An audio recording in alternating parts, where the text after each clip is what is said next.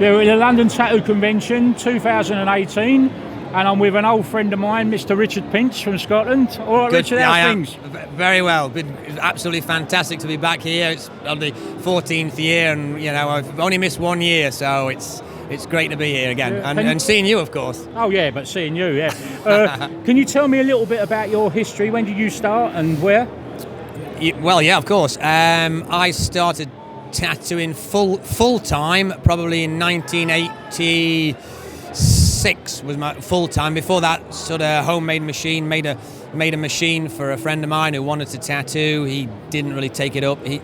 I ended up working with it, and the rest is, as they say, it's history. And was that in Aberdeen? That was in my hometown in Derbyshire. I'm from Derbyshire, which is in between Sheffield and Chesterfield. Oh, you're English. I didn't know. Well, yeah. Don't let the cat out of the bag. I've been telling them I'm Scottish for the last 32 years. Yeah. But no, I am. Yeah, I'm English.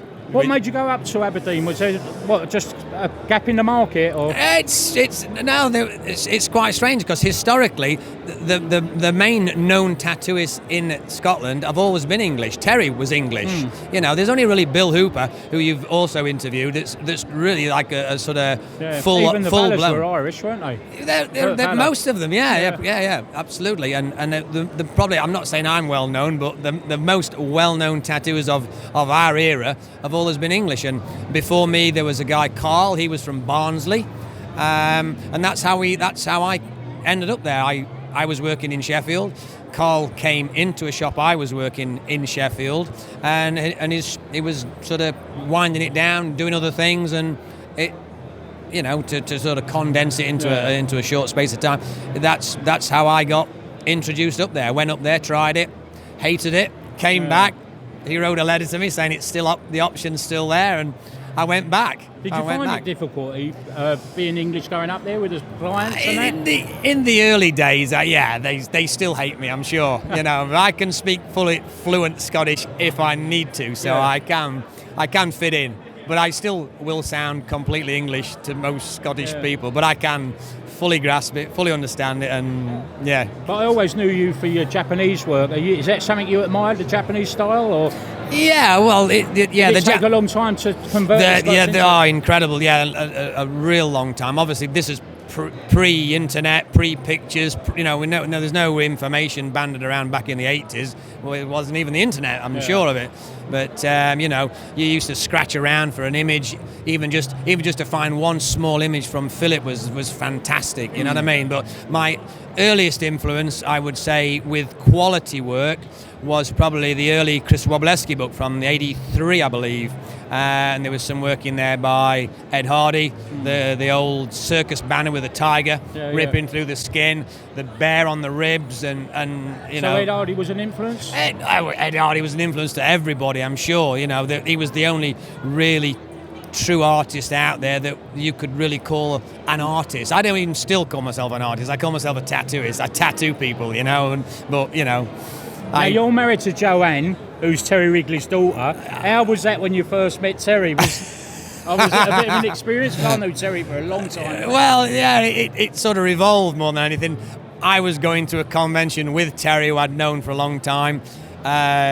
Joanne there obviously was also going to the convention, and I think she, like most things, she hated me to start with, but it's like an itch you can't scratch. Eventually, it's like everything. I grow you now. I grow on people. Well, she's probably been through that. I love him, now I hate him. She's on the downhill of it all, I think now. Did you ever work with Terry?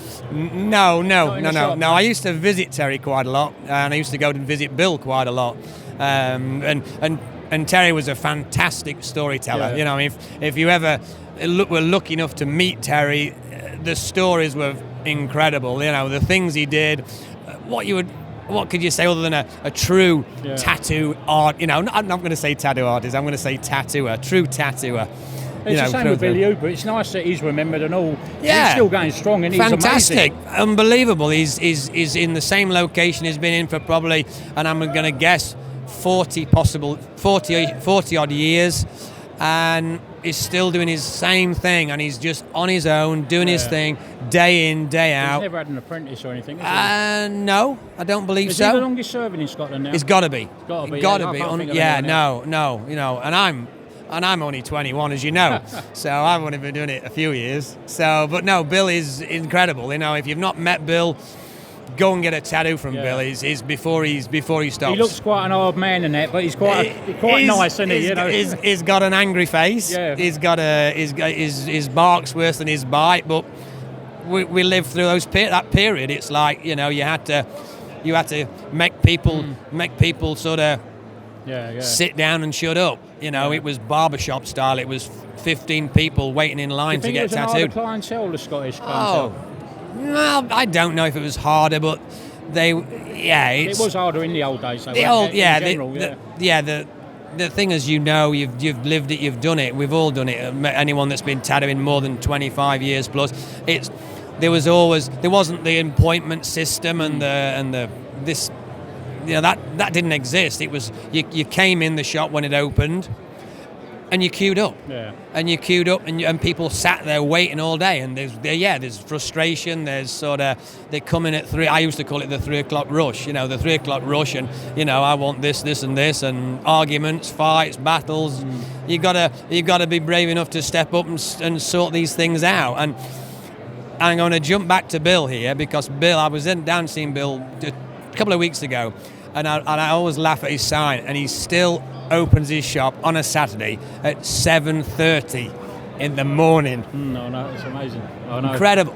Incredible. So, do you prefer the old days, or would you prefer it now? I mean, what's your system in your shop now? Are you appointments yourself? The shop does both. I personally still like the walk-in style. I still like to sort of be able to sort of turn it on and work straight off the bat. I understand people who are doing larger work need an appointment. They probably travel further, but as you know, my sort of main passion now is the sort of products that we do along with Philip, without turning this into a but I was plug. going to ask you about that anyway. You know. Well, let's turn it into. But I just wanted to explain to people who's probably looking at this. Aberdeen's quite northernly in Scotland, isn't it? I mean, we're northeast. We're not above you, is there? There wasn't when I started. No, there was maybe one, a guy called Bill. I never met the guy. Another Bill. Again, I think he was fully Scottish, up in Inverness. Now, hey, look there. Because you had Carl Lockyer and Dotty, didn't you? Carl and Dotty were at Aberdeen. Yeah. Dotty went then to Fraserburgh. Carl. Is he still tattooing? I'm not sure. I don't have any contact with Dotty. Carl, no real contact, but Carl was there a long time on and off. Because talking about 85 when Dotty was around, she was one of only a few women tattooists in the country, wasn't she? In Great Britain. Absolutely, absolutely. I mean, today it's commonplace for women to be tattooing in the industry, but then it was a hard game to be in. Yeah, it's not like today where there's, you know, it's all, you know, it's a bit softer. Yeah. You know, everyone's nice and friendly and kind of make an appointment.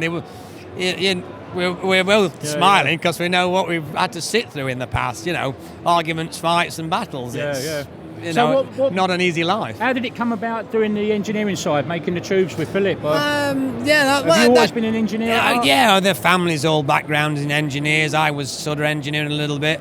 It grew out of necessity. You know, I've always made equipment for various other artists who didn't have that ability or facility to make things, and, you know, I used to, back in the day, make things for Phil Bond. I was worked with Phil Bond quite a bit.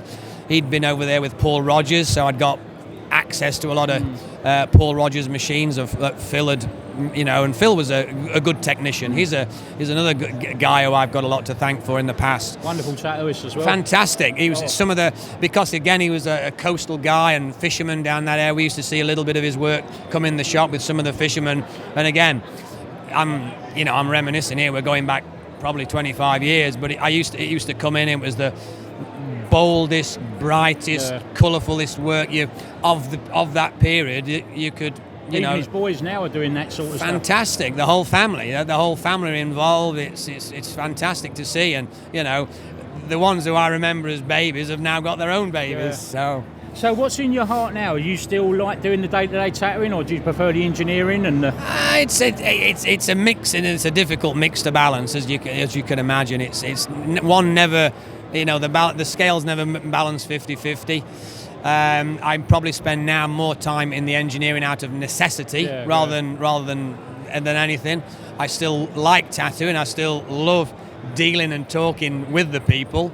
Probably lying and bullshitting is probably the true technical thing what we're doing. But that was it. I learned that probably from listening to Terry. Yeah. You know, he had some stories, didn't he, Terry? He could, yeah. He was from Ashton, weren't he? Manchester? He was, Manchester, yeah. I think he did tattoo in Ashton, yeah. But yeah, I mean, if I was in Terry's company, you'd be listening. Yeah. You would be listening, and it was fantastic. Didn't he? It was fantastic to listen to. The stories were great, and yeah, he's again one of the guys that paved the way, 100%. You know, talking of tattooing with Terry, who's the worked on you?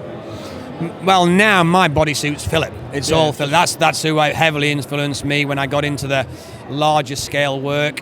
I remember. I can't remember how many years ago it was. Somebody came in my shop that Philip had tattooed, and he asked for a large tattoo, and we weren't then really geared up for doing large tattoo work. This guy came in and said and picked this huge piece, but I was like, holy smoke! Yeah. And he said, "Oh, I'll do it all in one go," and I'm, sideways glance really, and he said, "Yeah, well, I did my back in one go in 8 hours," and I'm, you roll your eyes as you do. He takes his shirt off, and there it was. Yeah. A Philip Lou in tattoo, in the flesh, 8 hours, full back. And you was hooked. And that was it, fantastic. Yeah. So how can you see the future going? Is it going to get bigger, or have we come to a peak now? Because the artwork's incredible now, isn't it? The artwork's fantastic. Can it grow? I don't see how it can. I mean, it's like, it's got to be somewhere near its peak. Technically, it's a living, growing thing. Skin, I think some of the work being done today is not going to live. It's not going to survive. It's you can't, as we all know, you can't put 15 shades of yellow next to white and expect it to have a contrast. Tattooing's a contrast. It's black against white. That's how the Japanese style stands the test of time. That's what works. And although it's lovely to look at, I think one trip to Ibiza and you're not gonna see it on the next visit. How well our skin is, isn't it? Really, it's a living, growing thing. It's not like a piece of paper you can put in the cupboard. It's a living, growing thing, and I think a lot of artists that are coming into the trade need to respect the old styles and understand why that worked, and it does work. I see tattoos that Terry did, Bill did 40, 50 years ago, and the colours are still, because there was an outline there, the colours are still vibrant. You've lost the clarity of the line work, but you can still see what the tattoo is. You can still make it out, which proves what we're talking about. Well, Richard, that's about it. And I suppose I ain't seen you for 25 years. I've seen you 25 years and we do this again, yeah? I hope so. Cheers, mate. Thanks very much. Thanks.